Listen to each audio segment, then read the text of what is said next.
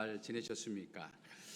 우리는 신앙 실천 운동, 행복한 세상을 만들기 위해서 배려, 또 형제 사랑을 위한 연합, 또 미소 띈 얼굴, 이 웃음, 또 말을 잘 하는 것 등을 이제 매주마다 한 달 동안 실천해 보고자 했는데 어떠셨는지 모르겠습니다.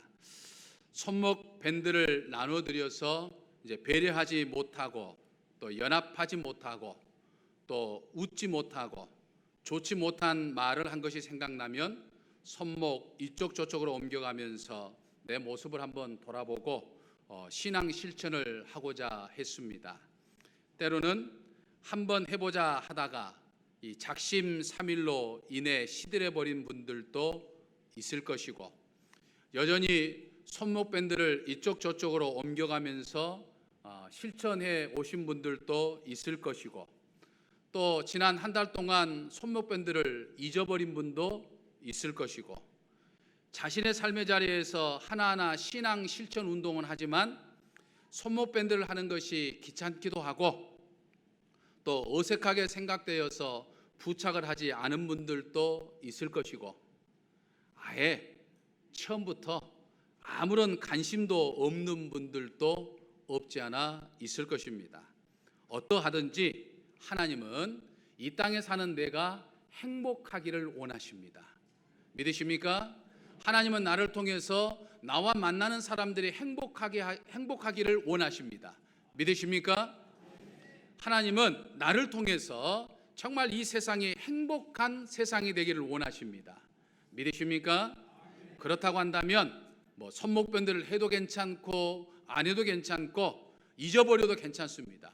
중요한 것은 내 마음에 이 손목 밴드를 내 마음에 두고 정말 신앙 실천을 통해서 하나님의 뜻을 이루어가는 것이 중요하죠. 그것이 바로 하나님의 자녀로 부름받은 오늘 나의 이 신앙인의 정체성이다라고 하는 것이죠. 믿으십니까? 할렐루야. 오늘부터 시작되는 이번 한 주간도 정말 행복한 세상을 만들기 위해서 하나하나 신앙 실천을 해나가는 저와 사랑하는 성도들 여러분 되시기를 주님의 이름으로 간절히 축원합니다. 우리 옆 사람과 서로 인사하겠습니다. 당신은 하나님의 기쁨입니다. 장로님은 하나님의 기쁨입니다. 아멘. 유럽의 그리스라고 하는 나라의 바로 위쪽에 속해 있는 이 알바니아라고 하는 나라가 있습니다. 근데 여러분, 이 알바니아 북부에서는 아직까지도 이 끊임없는 복수를 자행하는 이 가문들 간의 피밀이 내는 싸움이 계속되고 있다, 이렇게 알려져 있습니다. 그곳에는 이 국가의 법률보다도 우선하는, 다시 말해서 수백 년 동안 국법보다도 더 엄격하게 지켜오는 각 가문의 이 복수의 법칙, 세속법이라고 하는 뜻을 가지고 있는 이 카논이라고 하는 것이 있습니다. 그래서 이 카논에 의하면 가문의 명예를 최우선으로 삼습니다. 그래서 가문의 명예를 위해서 가족 구성원들은 자신들의 삶의 최우선순위로 놓고 가문을 지키기 위해서 살아가는 거죠. 그리고 이 가문의 명예를 지키기 위해서 여러 가지 어떤 규율을 정해놓고 있는데, 이제 그 중에 하나의 규정을 보면 이런 내용이 있습니다. 가문의 더럽혀진 명예는 반드시 피로 씻어내야 한다. 피로 씻어내기 위해서, 복수하기 위해서 흘린 피는 또다시 피로 보복해야 된다. 명예를 더럽힘 당하고 회복하지 못하는 자는 남자의 세계에 낄 수 없다, 이런 내용입니다. 수백 년 동안 지켜온 이 무서운 복수의 법칙, 이 카논의 법칙이 이제 공산주의 독재 아래서는 잠시 수그러들기도 했었습니다.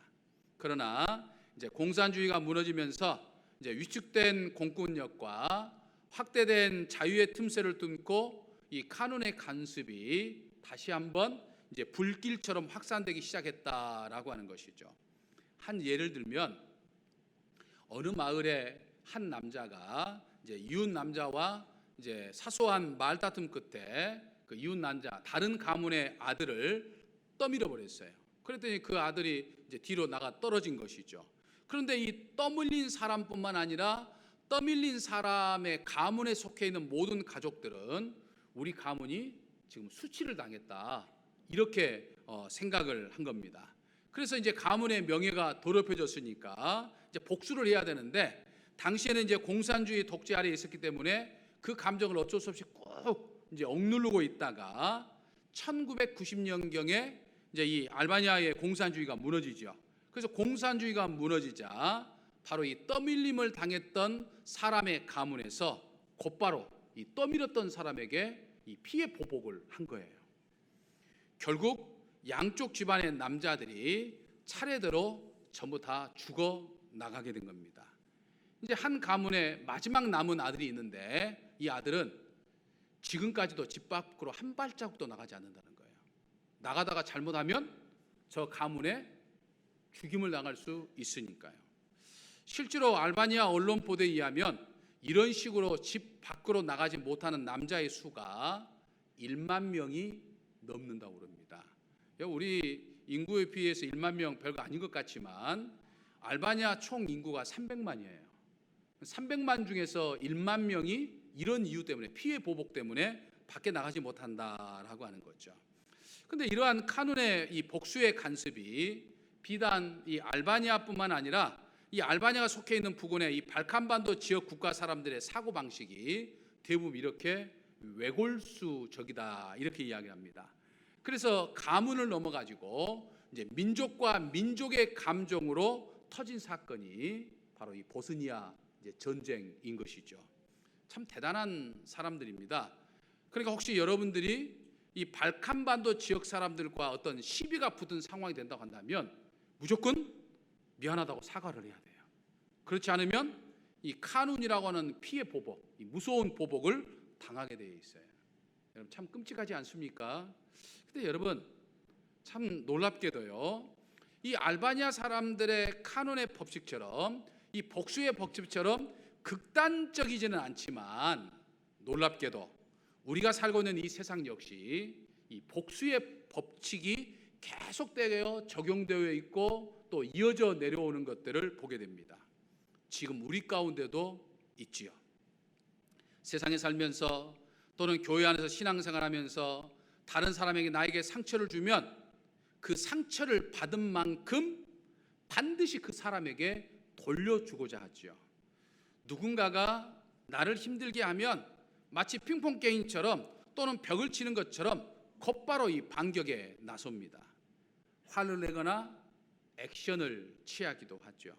만약 그것이 안 되면 꽁 하고 마음속에 간직하고 있다가 이제 때가 되면 어느 순간에 반드시 이제 복수하고자 하는 것이죠. 그렇지 않으면 내가 당했다고 생각하고 억울하다고 생각하고 또 가만히 놔두면 상대방이 나를 얕잡아 본다고 생각하게 되는 거죠. 그러고 보면 우리네 인간들 사이에 이 용서라고 하는 것이 참 어렵다. 아니, 용서는 어려운 것이 아니라 애초에 참 불가능한 일이 아닐까 하는 생각도 해보게 됩니다.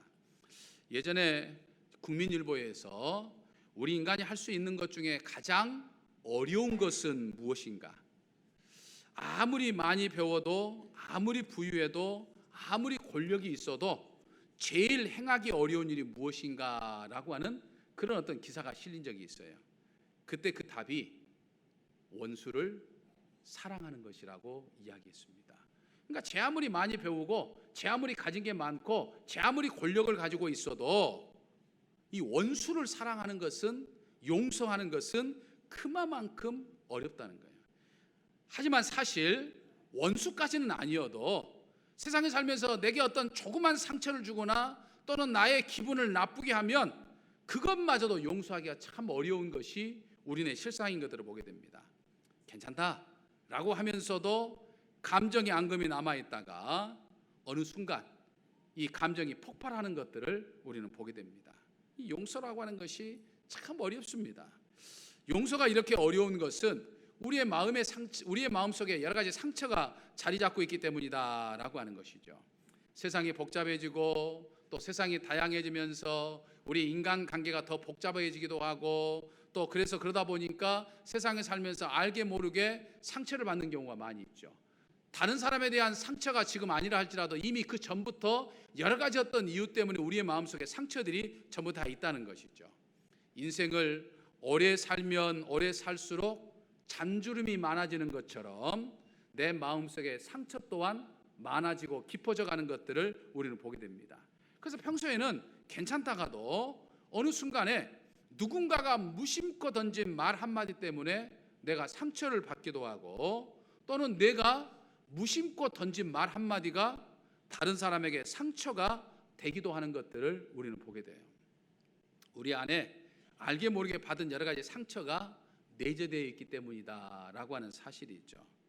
그래서 히브리서 12장 15절을 보면 이 상처를 가리켜서 쓴 뿌리라고 하는 독특한 단어로 설명을 하고 있는데, 여기서 이제 쓴 뿌리로 번역된 내용 중에 이 쓴이라고 하는 이 단어가 이제 영어 단어로 bitter라고 하는 단어를 사용하고 있는데, 이 bitter라고 하는 단어를 좀 더 정확하게 우리가 번역을 해보면 아주 예리한 상처를 입은, 이렇게 우리가 이제 번역을 해볼 수 있는 것이죠. 그러니까 우리 마음속에는 아주 예리한 상처들이 수십 갈래로 지금 찢겨져 있다, 상처가 나 있다라고 하는 것이죠. 만약 우리가 얼굴에 어떤 조그만 상처가 있게 되면 우리는 관심을 갖고 이 상처, 이 흉터를 없애려고 갖가지 노력을 합니다. 그런데 우리의 마음속에 있는 상처는 그냥 우리가 무심코 지내버릴 때가 참 많다는 거죠.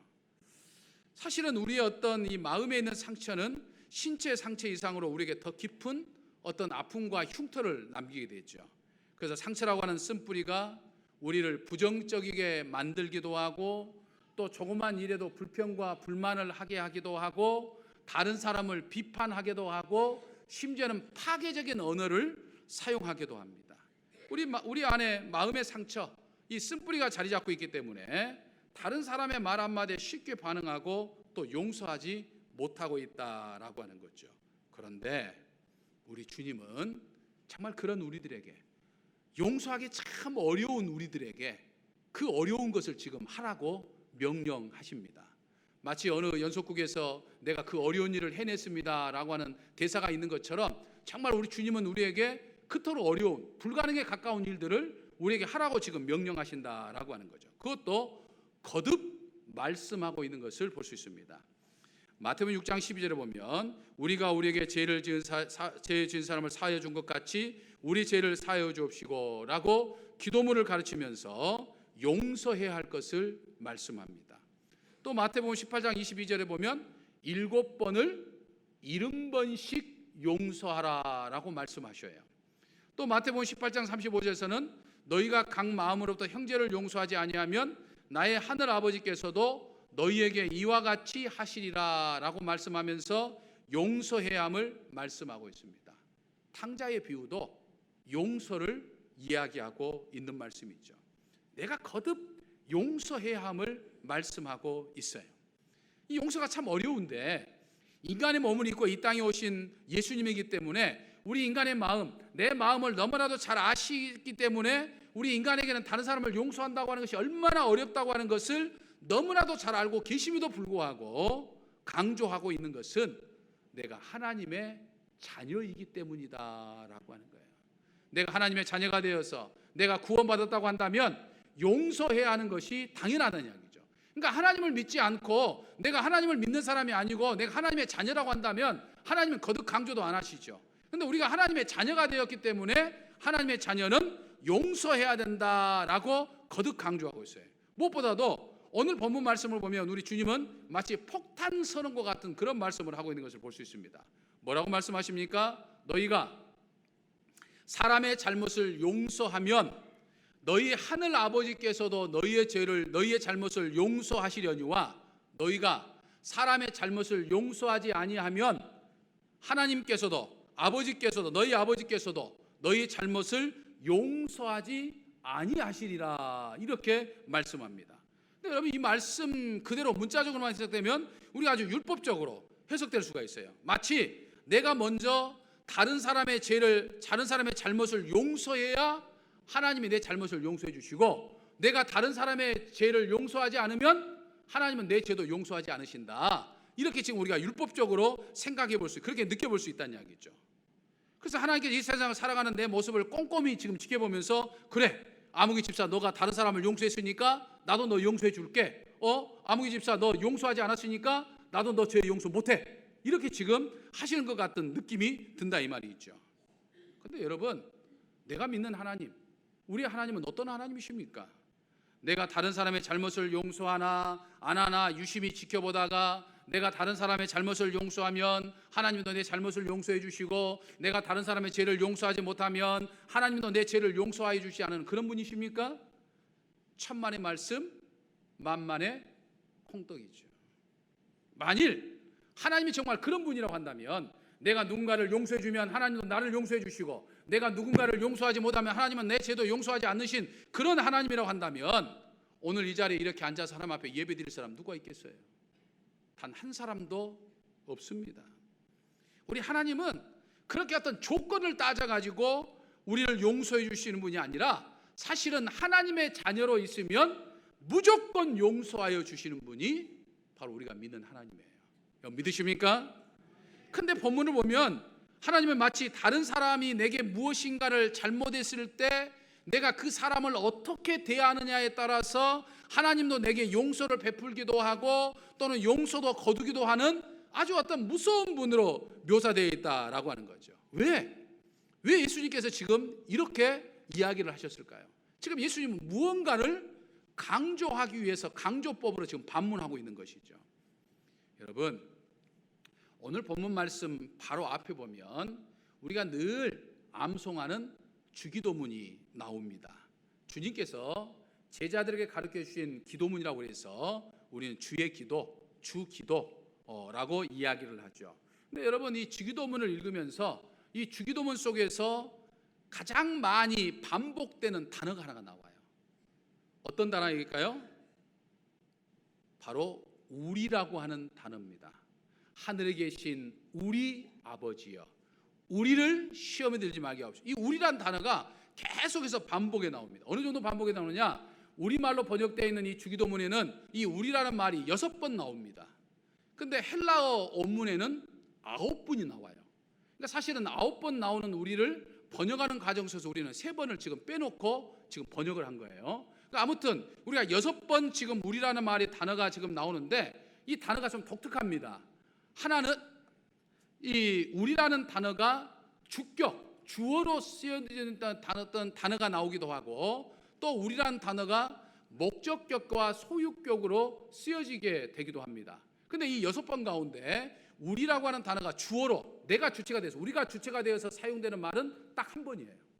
그리고 나머지 5번은 목적격으로 되어 있어요. 예를 들면 우리라는 단어가 주어로 주격으로 쓰여졌다고 하는 것은 이런 거죠. 우리는 예배를 드린다. 누가 예배 드립니까? 우리가, 내가. 그러니까 우리가 지금 주격이 되어 있는, 주어가 되는 거예요. 우리가 열심히 봉사한다. 우리가 교회 식당에서 점심을 먹는다. 그러니까 내가 주체, 우리가 주체가 된 것이 지금 주격으로 쓰여 있는 우리란 단어죠. 이게 딱 한 번, 지금 이 6번 중에 한 번 사용됐다는 이야기예요. 그 다음에 이제 우리라는 단어가 주어가 아니라 이제 목적어로 쓰게 된 거죠. 예를 들면 하나님께서 우리로 하여금 가게 하옵소서. 그럼 누가 가게 합니까? 우리가 가게 합니까? 하나님이 가게 합니까?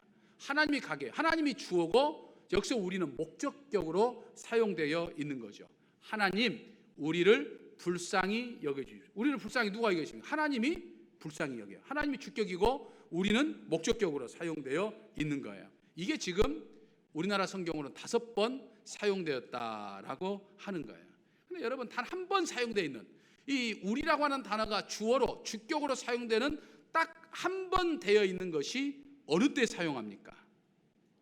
우리가 우리에게 죄 지은 자를 용서하여 주옵소서. 다시 말해서 내가 적극적으로 무언가를 해야 할 때 딱 한 번 사용하고 있어요.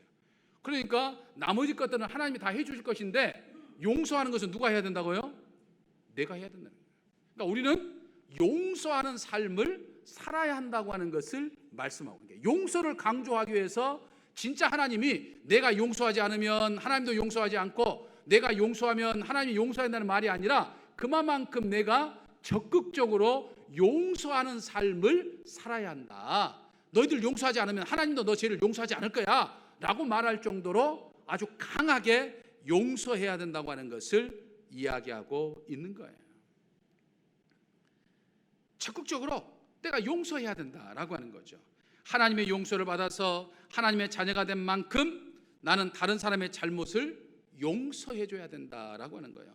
그러므로 오늘 본문에서 주님이 말씀하신 것은 마치 내가 먼저 다른 사람의 잘못을 용서해야 하나님이 내 잘못을 용서해 주신다는 그런 의미가 아니라 이미 하나님으로부터 용서받은 나는 나와 만나는 사람들을 당연히 용서할 수 있어야 한다라고 하는 거예요.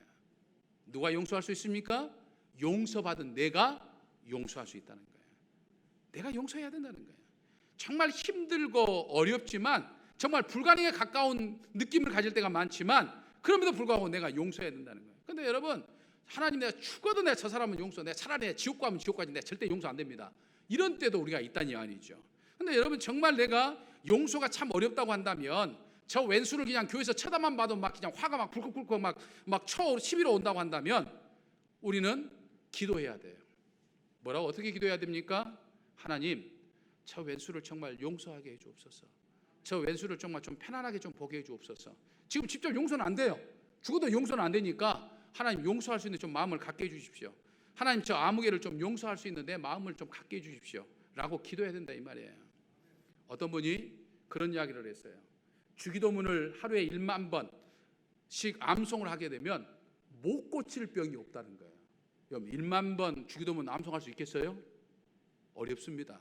그만큼 정성이 들었지 않으면, 온종일 주기도문을 외우지 않으면 안 된다고 하는 것을 그만큼 지금 강조하는 거예요. 그만큼 열심히 기도하면 못 고칠 병이 없다라고 하는 그런 의미에 말하는데, 여러분, 우리가 하루에 10,000번까지는 아니더라도요, 하루에 1000번이라도 아니 100번이라도 계속해서 하나님, 내가 저 왼수를 용서해 주옵소서. 내가 저 사람 때문에 오늘 스트레스 많이 받았는데 하나님 정말 용서하는 마음을 갖게 해 주옵소서 라고 우리가 기도하면 하나님은 저 왼수를 용서할 수 있는, 나에게 상처를 주는 저 사람을 용서할 수 있는 마음을 주십니다.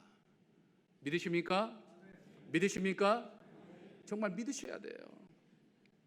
한 선교사가 피고름 나는 나병 환자를 정성스럽게 돌보는 돌보는 것을 이제 어떤 한 사람이 보고 그런 이야기를 했다는 거예요.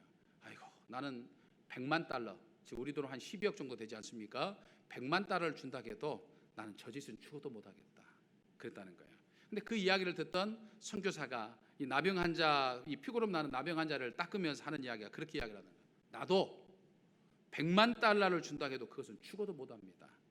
하지만 예수님 때문에 그것을 합니다. 예수님의 사랑이 나로 하여금 그것을 하게 합니다. 여러분, 나는 죽어도 용서 못해요. 나는 죽어도 저 사람 이해 못합니다. 그러나 예수님 때문에 해야 되는 거예요. 예수님의 십자가의 사랑 때문에 해야 되는 거예요. 안 되면 기도해야 되는 거예요. 아침이고 저녁이고 시간 기도해야 되는 거예요. 나는 어렵습니다. 나는 못합니다. 그러나 주님께서 내 마음을 주장하셔서 나로 하여금 용서하게 하여 주옵소서. 이게 바로 이 십자가의 용서, 십자가의 사랑을 받은 내가 해야 할 일이라라고 하는 것이에요. 사랑하는 성도 여러분, 십자가의 사랑과 십자가의 용서를 우리가 머리나 교리로 받아들이지 않고 정말 우리가 마음으로 느끼고 체험해야 정말 세상에서 가장 아름다운 마음, 정말 이 십자가의 사랑을 통해서 용서하는 예수님의 마음이야말로 가장 아름다운 마음 아닙니까? 그 가장 아름다운 마음을 내가 가질 수 있는 거예요. 이 세상에서 가장 아름다운 마음은 나에게 상처 주는 사람을 용서해 줄 수 있는 마음입니다. 그 마음을 우리가 갖기를 원합니다. 그래서 다른 사람의 잘못을 용서하는 마음으로 너와 나, 그리고 이 세상을 행복한 세상으로 만들어가는 저와 또 사랑하는 성도 여러분 되시기를 주님의 이름으로 간절히 축원합니다. 할렐루야. 7번, 70번이라도 용서하라고 말씀하신 우리 주님의 말씀을 생각하고 또 생각해 보기를 원합니다. 그래서 저 사람만큼은 절대로 죽어도 용서 못해, 용서할 수 없어 생각될 때마다 하나님, 저 왼수까지도 정말 용서할 수 있는 마음 주옵소서. 하나님, 아무개를 용서할 수 있게 하여 주옵소서. 이렇게 기도하는 저희들의 삶이 되게 하여 주옵소서. 그래서 정말 하나님이 주시는 은혜로 세상에서 가장 아름다운 마음인 용서하는 마음이 바로 오늘 제 마음이게 하여 주옵소서. 그래서 나를 통해서 세상이 참 행복해지게 하여 주시옵소서. 우리 주 예수 그리스도의 이름으로 기도하옵나이다. 아멘. 전능하사